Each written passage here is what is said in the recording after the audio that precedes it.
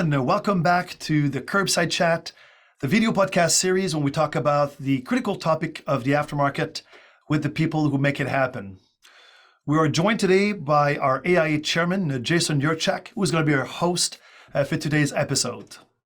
But before I turn it over to Jason to introduce today's guest, I'd like to take the opportunity to acknowledge the support and contributions of our sponsors.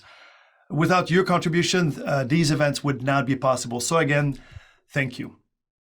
So without further ado, let's bring Jason to introduce today's guest. Hello, Jason. Good afternoon. Hello, JF. Great to be here for the remainder of this season. And hello, everyone. So today's guest is Patrick Verriet, Key Account Manager for MANN HUMMEL Filtration and Chair of the Young Professionals in the Aftermarket Committee. Today's discussion is going to be on young professionals in the aftermarket. Yeah, well, thank you, Jason and JF for that nice welcome. It's a pleasure to be here on I would say Canada's preeminent transportation aftermarket podcast. So thanks so much for having me. Great. So Patrick, tell us a little about yourself. Yeah, absolutely. Well, you covered kind of the basics. I'm a key account manager with MANN HUMMEL Filtration Technology. I've been with MANN HUMMEL now for 7 years. Come from a little bit of an aftermarket family. My father worked in this industry for 34 years, so I kind of knew what it was about in a roundabout way. Although my dad, never put too much pressure on me. Kind of allowed me to find my own way. Since I've joined this industry, I haven't regretted that decision for one bit. It's been a great time so far. So what do you, from your perspective, do you think the challenges and difficulties of young professionals entering the aftermarket and rising in leadership roles? Yeah, well, it's kind of, and thanks for the question, Jason. It's kind of two things, I think. The first thing, with the aftermarket, I mean, I don't know of any movies that have been made about this industry. It's not maybe as glamorous as it as it is on the face, and it's kind of almost a little secretive. I mean, it's you and I know it's an industry with great opportunities, and it's a lot of fun to work in. But just in face value, it's almost hidden. So you've got to kind of discover it first, and maybe that's an opportunity for those of us that are working in this industry to make it a little bit more prominent. So that would be one thing. In terms of getting into a leadership role, anybody, in my opinion, anybody can be a leader.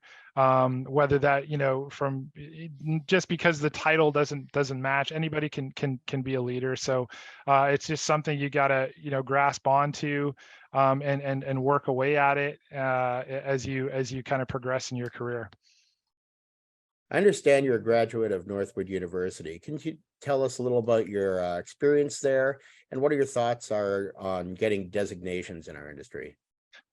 Yeah, well, I've had I've been given the opportunity to take a couple of professional development courses through Northwood University, and I mean just to back up a little bit, for those that are watching that don't know, Northwood is definitely an industry specific university. It actually has a school of it's called the University of the Aftermarket with a dedicated building. So it runs many industry specific courses. It's a very prominent educational institution, and I've been fortunate enough to take a couple of courses there. The first one I'll tell you about is a program called Leadership 2.0. Leadership 2.0 is kind of like a mini MBA program. It's a 2-week program. You spend a week on campus in Michigan, and then you've got about 9 months in between, and you get to spend another week in Raleigh, North Carolina. And in between, that lag time, you're actually working on a capstone project with a team. But that was a terrific experience, for business education, for industry specific insights and education. But the third one, and perhaps maybe the most important, was the networking component. It was excellent to make some connections to the industry in the U.S. I was the only Canadian on the course, so it was a good opportunity for that. And in Leadership 2.0, kind of led into your second part of that question, which was the professional designation. I was able to use some credit from that course and complete a couple other university courses to obtain my my automotive aftermarket professional designation. So I completed that about a year ago. And again, that was, some good training and insight for this industry. And I think it's really helped me in my career so far. Awesome. Patrick, I have to step in here. Sorry, Jason, but great opportunity to mention that, AIA Canada has been working with the Automotive Business School of Canada at the Georgian College in Barrie to also launch a similar aftermarket program, a blended delivery, part-time over 14 months for people already into the industry looking to get that designation. And again, to your point, get those opportunities for networking with like-minded individuals. So quite pleased to be able to bring this also, north of the border as well.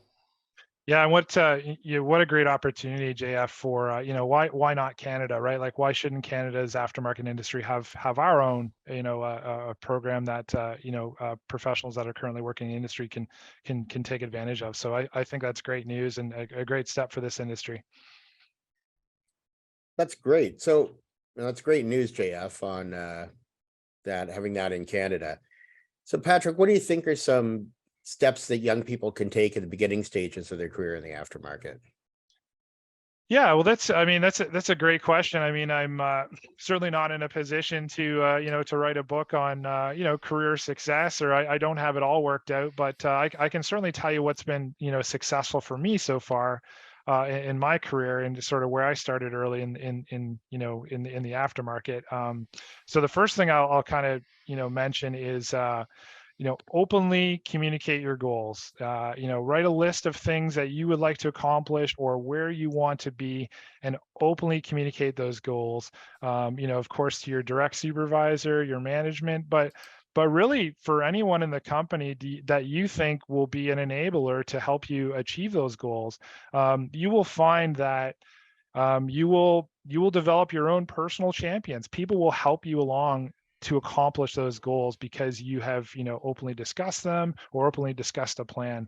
So that's one thing that's worked really well for me. The second thing I'll mention, and of course I kind of mentioned it briefly with Northwood, but the networking is such an important component of this industry. Making the connections within your own company, outside your company, your customers. It has really helped me, so far. Patrick, it's 2023 now. We're sort of past, some of the events of the last 3 years. What do you think are some opportunities for in the aftermarket going into this year? Yeah, well, it's fingers crossed, right, Jason? We're past Exactly. the past couple of years. I mean, geez, it's been a a rough time with globally. I mean, it's been rough. I'm tired of saying the I'll say the FR word, which is fill rates, but it's an incredible time to be working in this industry. So the first thing I think we got to take a look at is if you look around, I would just kind of, as a pure personal observation, most of this industry is closer to retirement than kind of starting their career. So there's some opportunity definitely there. And we're at a technological shift, I think, in this industry. I mean, you've certainly heard of the shift to EV vehicles, but I think this industry is going to be very much multifaceted. I mean, we know that internal combustion is not going to be going away tomorrow. Yes, it's kind of like the older technology now, but it's definitely not going to be going away tomorrow. So we've got that. We've got the emergence of EVs, but also there's technologies around hydrogen fuel cells. So I think in the aftermarket, there's definitely going to be some opportunities to sell some parts that we historically have not done, and just it's going to look very different than it does today. But that's where kind of the opportunity lies. I mean, we've got opportunities from people that are retiring, but also it's just the shift in the industry. There's just so much things that are opening up that I think it's going to be very, very exciting for our future. I would agree. I've seen a lot of people actually in the last 3 years myself retire from the industry. So definitely some opportunity out there. So what's next for you, Patrick? That's a cliffhanger question. As I said, I've made my list of goals, and I've got a few more to go. I'm fortunate to work for a company in MANN HUMMEL that truly believes, our kind of mantra is, leadership in filtration. And we truly believe that filtration is the future. So, there's an exciting opportunity within MANN HUMMEL for that in terms of the aftermarket. I myself, I've been, as kind of a student of leadership for some time. I'm very interested in a sales management role, coming from an account management role. So that's something I think I'll continue to work towards. But as I said, I think it's a very exciting time for this industry, and I guess to be determined. To answer your question, I'm excited for what's going to be coming tomorrow. Well, thank you very much for all of these great insights, Patrick. And you talk about leadership a lot, and I guess a great opportunity to just acknowledge your leadership with the young professional in the aftermarket with the AIA Canada group. So kudos to you again. So we're coming to the end of the Curbside Chat today, but before we go, we're going to give it back to Jason to cover the last segment with the rapid fire questions. Back to you, Jason. So Patrick, I got 5 questions for you, and tell me the first thing that comes to mind. Okay. What's the make and model of your first car? Oh boy, 1994 Hyundai Excel. Had flame seat covers and the whole nine. I think it was 1.5 liter 4-cylinder, 80 something horsepower. But the make and model didn't matter to me. It was a Ferrari, so it was a fun car to have in my my post-secondary times. Perfect. And I bet the first thing you did was upgrade the stereo system. Absolutely. So what's your favorite thing about working in the automotive industry? Jason, it's got to be the people. The relationships you make in this industry are incredible. Both peer relationships and customer relationships, and with your own company. It's the people that make this job so much fun. Exactly. So what's are you terrible at, but you do anyways? I am terrible at a lot of things. The first thing that comes to mind is going to be cooking. I think I am not efficient in the kitchen. It must take me 4 hours to make a box of Kraft dinner, and I've got some hungry mouths to feed at home, so that doesn't always fly. But I like working in the kitchen, just not efficient. I need time. You'll learn. Yeah. So what's your favorite productivity hack?